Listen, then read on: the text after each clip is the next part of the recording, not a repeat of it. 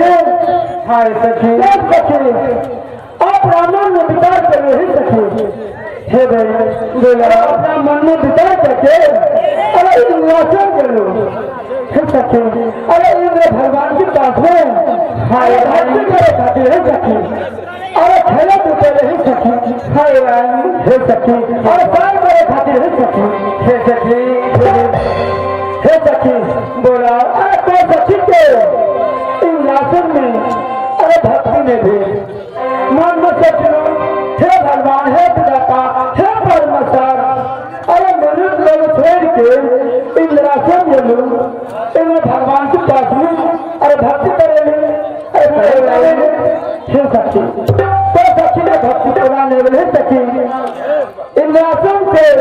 अरे लोग से मुझे सखी अरे किस कारण में भी बता ही सकी ये 14 सखी ये इंद्रासन में रहने वाली है ये इंद्र पिता के साथ में ये शाम के मंत्र के साथ में ये 14 सखी हर रोज इंद्र पिता के साथ में रासलीला खेले हुए भक्ति ये बराबर मिलो हाँ ये इंद्र पिता के साथ में खेला अरे बोला है सखी लेकिन 14 सखी के ये भक्ति भाव ये मन के अभिलाषा हाँ ये इंद्रासन में पुराना भेड़े लेकिन ये 14 सखी इंद्रासन छोड़ के ढोला तोड़ के ये 14 सखी भक्ति ये मिश्रोज ये मधुर ये लहे ये सेवा करे वास्ते ये भगवान के पूजा पाठ करे के वास्ते है हाँ सखी और खेले धुले के वास्ते है सखी अरे बतावा अरे बिल्कुल में अरे तो सखी में भक्ति चुराने वाले सखी नहीं अरे मन मन बुला कर नहीं सखी आए दो रख बुले नहीं सखी तो सखी में भक्ति चुराने वाले आए अंतिम बात नहीं सखी हमारे मन बता तो बुझ रहा देखा ऐसा बतावा है सखी अरे संत भगवान के भक्ति कर रहे हैं सखी हे भाई ये मित्र लोग छोड़ के और सखी एक हाथ जोड़ के ये मित्र लोग में जाओ ये सारा देवी देवता के 14 सखी पूजा के भक्ति ने पूरा मिले है भाई सखी लेकिन ये आगे हैं भोला बाई जगह के रहने वाले रहते हैं तो आप लोग किसी बात आप लोग घोषणा करके पूरा 55 रुपया 60 रुपया के प्रदान किए हैं हमारे पार्टियों से लाख लाख सुविधा है हे सखी ये चले छोड़ो सखी ये सारे देवी देवता के छोड़ के यार एक ही भोरे शंकर ये बाबा के पूजा करे के वास्ते है सखी अरे ठीक है सखी चले हाँ मेरा पाप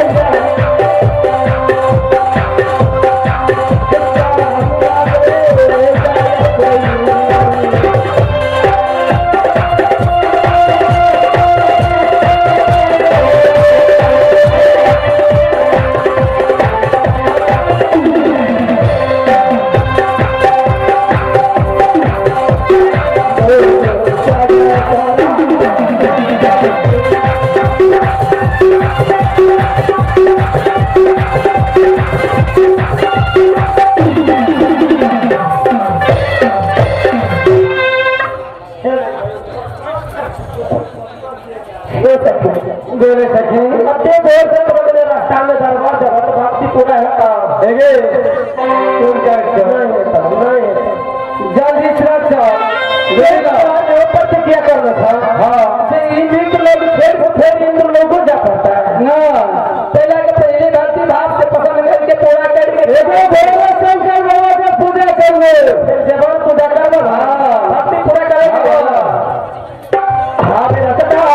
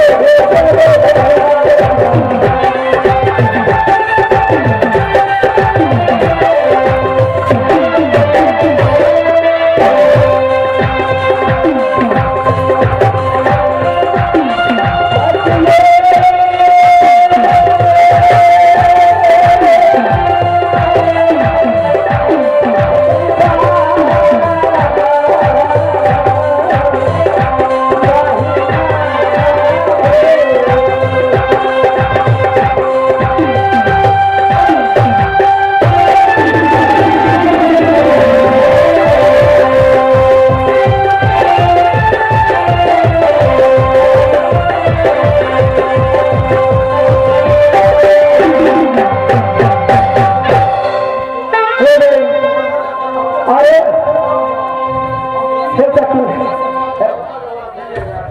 हे अरे बड़ी चला है सखी आ देखे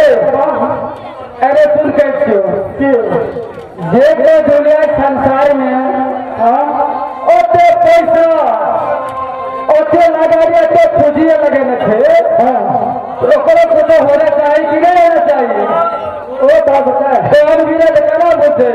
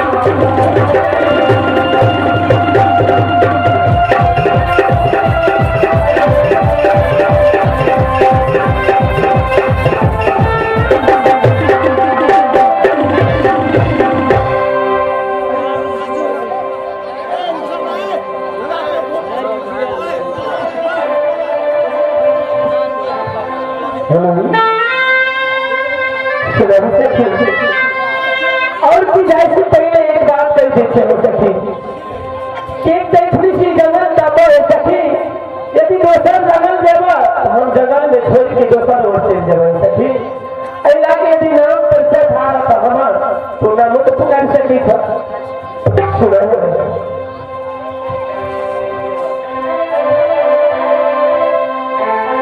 हमारे के घर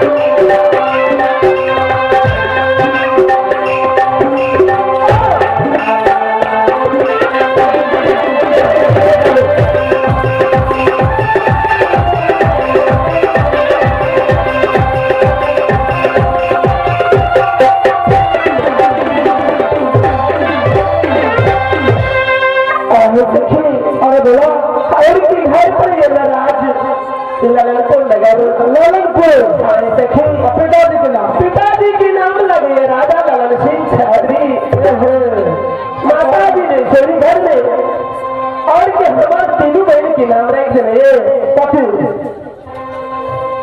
आबे हमारा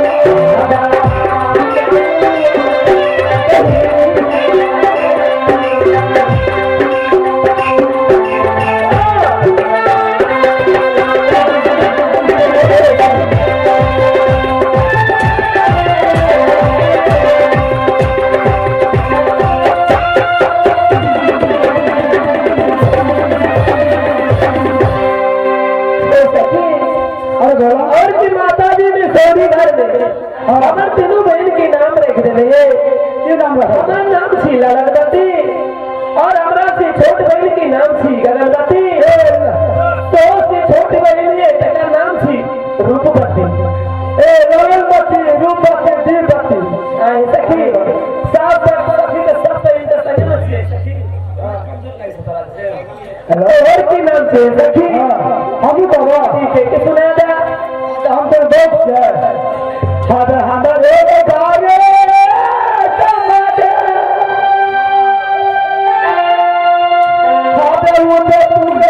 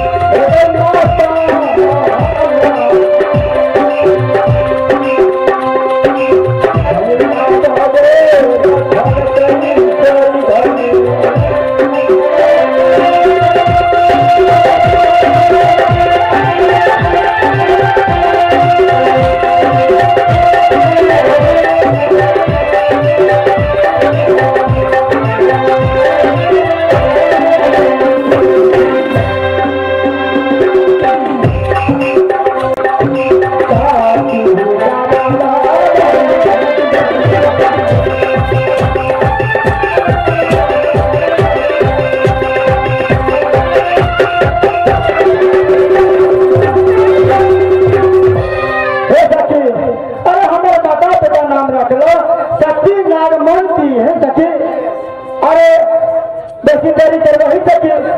आप दिनेश जी की तरफ से पूरे 500 रुपये डला जैसा सखी गोड़ा दिया कंपनी की तरफ से चलिए आगे एक सेकंड के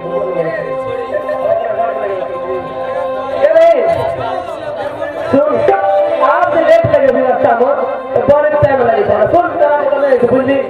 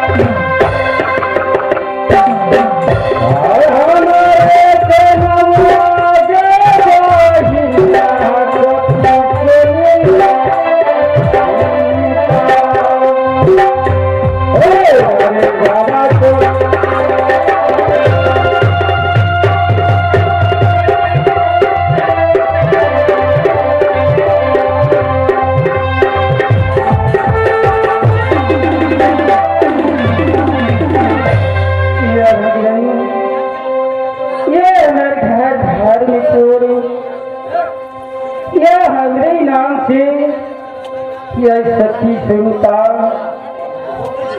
यह भगवान यह राजी करते करते चौथा दिन गुजर गया, लेकिन परमात्मा एक संतान मुझे को छूने दिया, लेकिन यह 12 वर्ष की उम्र हो गया, लेकिन परमात्मा मैंने यह स्वामी के साथ में यह शादी कराने के लिए पठाया जयपुर। अभी तक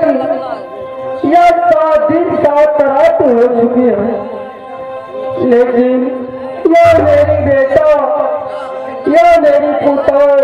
यह बारात लौट के नहीं आया है भाई।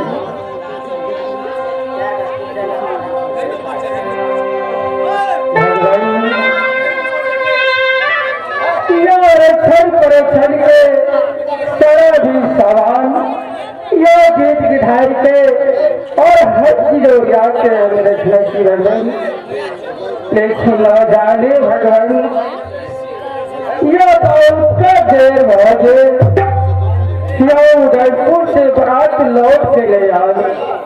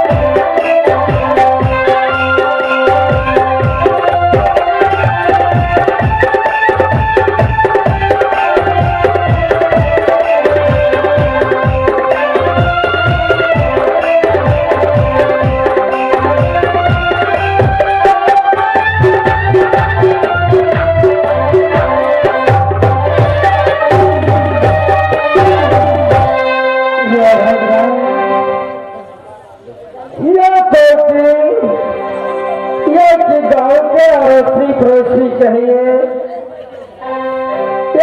जखनी या तोर बेटा पुतो न मानते की पता देखे की मानते जे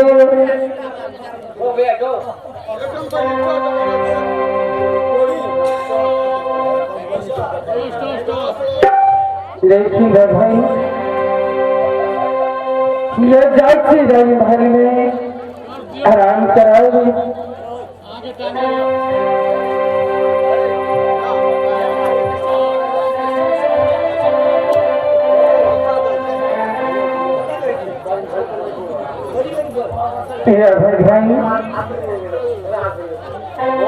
यार के दांत में झंडा देखेगी न तो तेरो या मानते के आवाज की पता लगावे ले पठा भगवान ये 7 दिन के 7 रात भागे एक दिन बेटा पुतो शादी करावे के वास्ते जे लौट के ले भगवान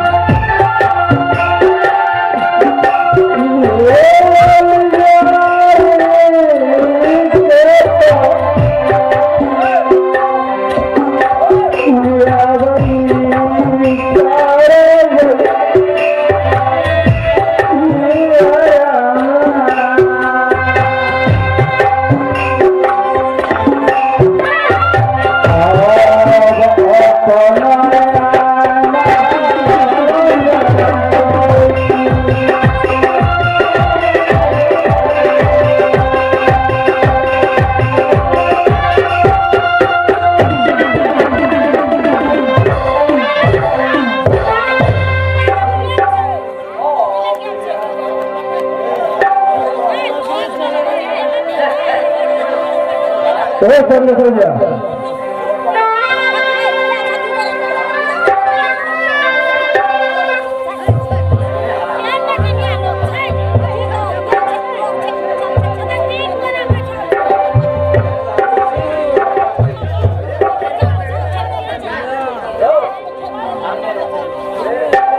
या भगवान या रंग में देखी जावे की ना मात्र की देखे की